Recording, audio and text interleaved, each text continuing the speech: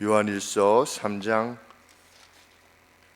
13절부터 봉독하겠습니다. 형제들아, 세상이 너희를 미워하거든 이상히 여기지 말라. 우리가 형제를 사랑함으로 사망에서 옮겨 생명으로 들어간 줄을 알거니와 사랑치 아니하는 자는 사망에 거하느니라. 그 형제를 미워하는 자마다 살인하는 자니 살인하는 자마다 영생이 그 속에 거하지 아니하는 것을 너희가 아는 바라.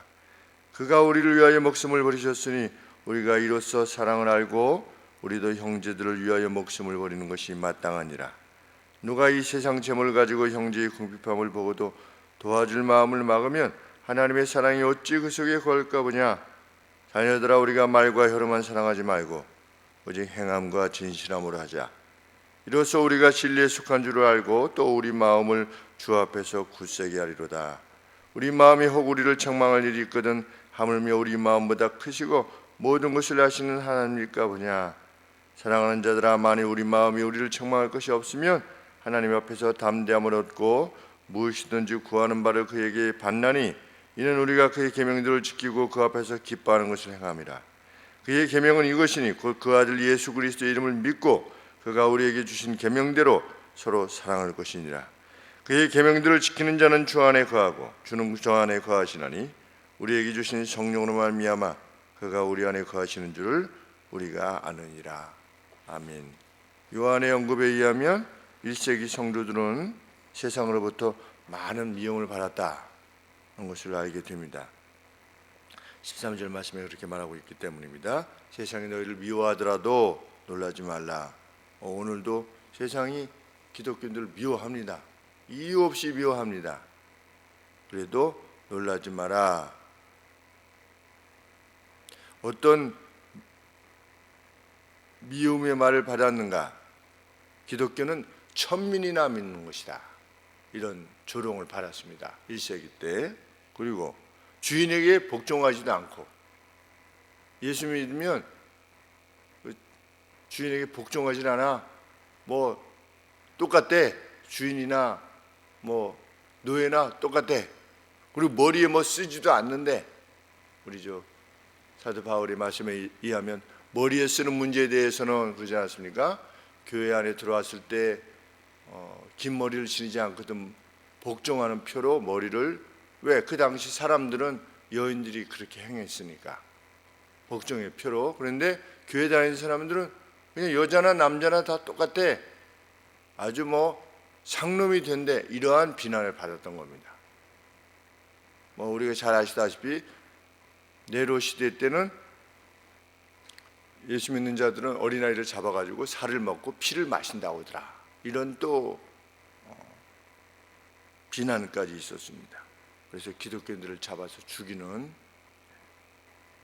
그런데 성경은 세상이 너희를 미워하더라도 이상이 그랬는데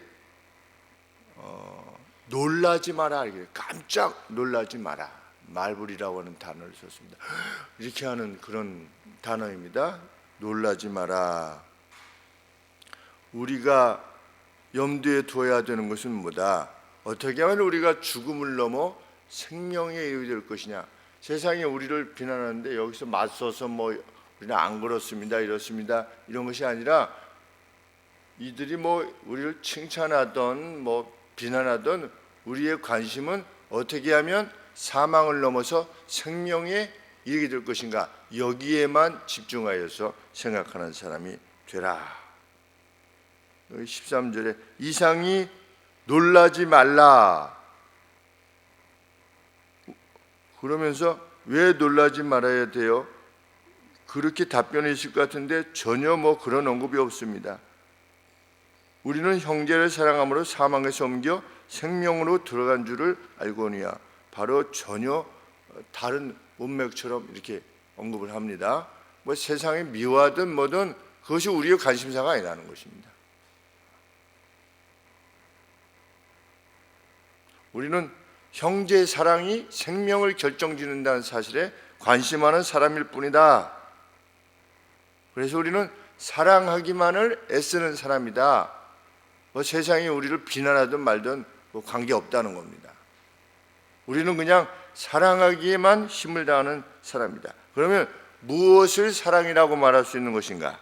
16절 말씀에 그가 우리를 위하여 목숨을 버리셨으니 우리가 이로써 사랑을 알고, 사랑이라고 하는 것이 무엇인가를 알게 된다. 그를 위하여 목숨을 내놓는 것, 그것이 사랑이다 라고 하는 것을 알게 된다는 겁니다.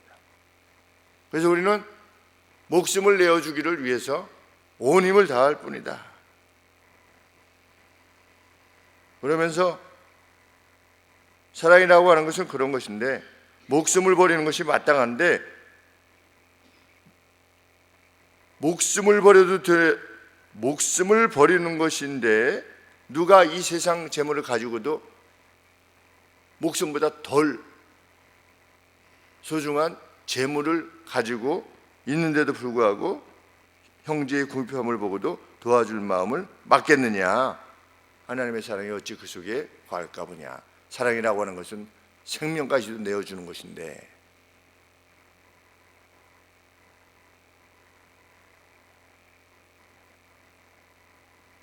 자녀들아, 우리가 말과 혀로만 사랑하지 말고 오직 행함과 진실함으로 하자. 그래서 로마 시대 때에는 여성도들이 폭행을 당하는 것을 막기 위해서 남성 그리스도인들이 죽음도 부서했답니다. 그것이 초대교회 기록이 있습니다.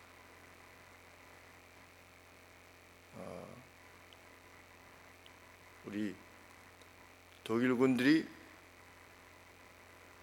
소련을 침공한 점령한 도시들의 여성들을 폭행했습니다. 거꾸로 독일이 나중에 함락되었습니다.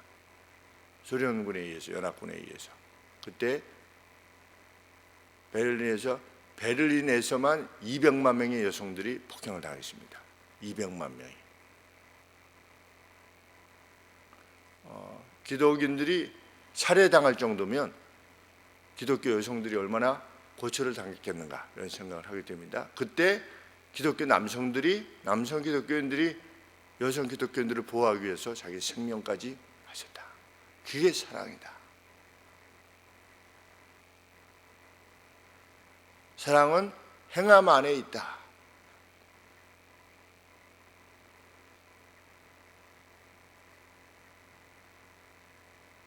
이것을 통해서 19절에 이 사랑을 행함을 통해서 우리가 무엇을 알게 되는가? 우리가 진리에 속한 줄, 내가 진리에 속하였구나. 사랑하는 사람은 내가 진리에 속하였구나, 그걸 알게 되고 우리 마음을 주 앞에서 굳세게 하리로다. 우리가 담대해지는 것입니다. 무엇에 대해 담대해지는 것이냐? 하나님 앞에서 담대해지는 겁니다. 심판에 대해서 담대해지는 것입니다. 사랑하는 자들아, 만일 우리 마음이 우리를 책망할 것이 없으면 21절 말씀에 하나님 앞에서 담대함을 얻고,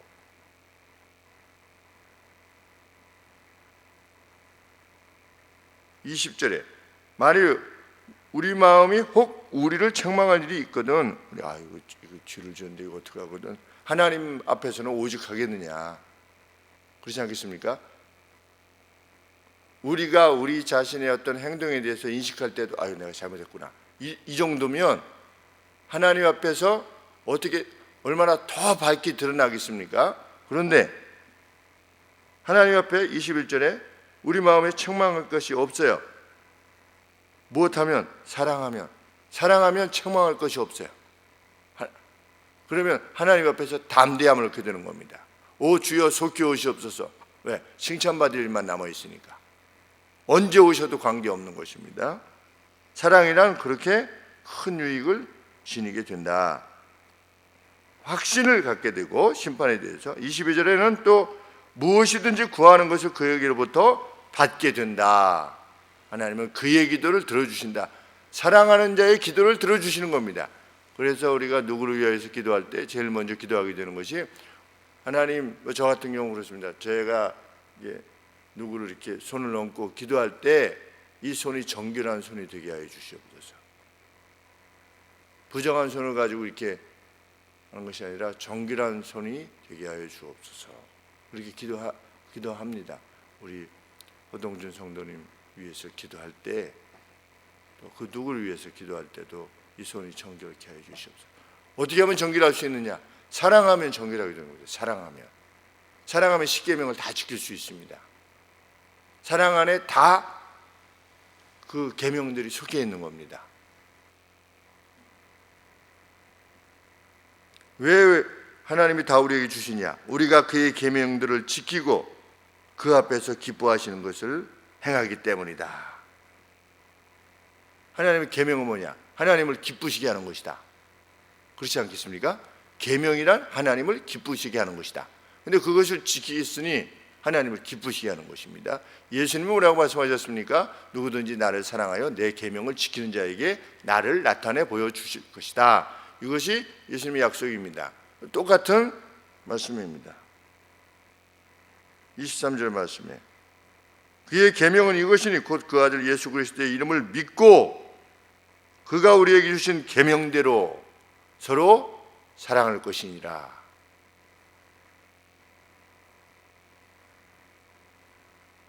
또 계명을 지키는 사랑을 하는 이의 유익이 뭐냐? 그의 계명들을 지키는 자는 주 안에 거하고 주는 저 안에 거하시게 된다.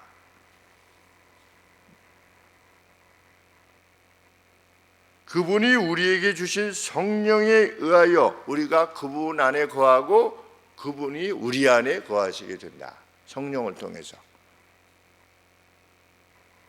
그러니까 성령의 충만함을 입게 되는 것입니다. 성령의 충만함에 의해서 우리가 예수님 안에 거하고 예수님께서 또 우리 안에 거하시고.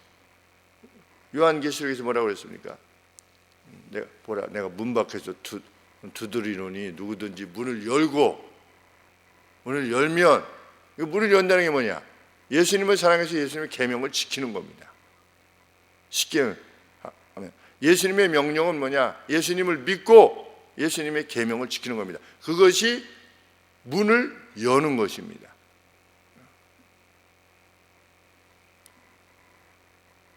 그러면 성령에 의한 하나님의 임재가 있게 될 것이다. 누가 하나님과 동행하는 이들인가? 주님의 말씀을 쫓아서 사랑하는 이가 성령과 동행하는 이들이다 라고 하는 것을 알게 됩니다. 누가 성령 충만한 사람이냐? 사랑하는 사람이 성령 충만한 것입니다. 사람들이 방언을 하느니 뭐 하면은 예전에 금리빨이 되느니 별 이야기 다 있지 않습니까? 그런 게 아니고 사랑하면, 그래서 집안 사람부터 사랑하는 것입니다. 참 힘주시옵소서 하면서 사랑합니다. 주변 사람을 사랑하는 것입니다. 죄인들까지도 사랑하는 것입니다. 예수님께서 나는 고치러 왔다. 고치러 왔다. 내가 너한테 맡겼으니까 너도 고쳐라, 고쳐주라. 또 오늘 그렇게 하루를 살게 되기를 하나님 옆에 소원합니다. 기도하시겠습니다.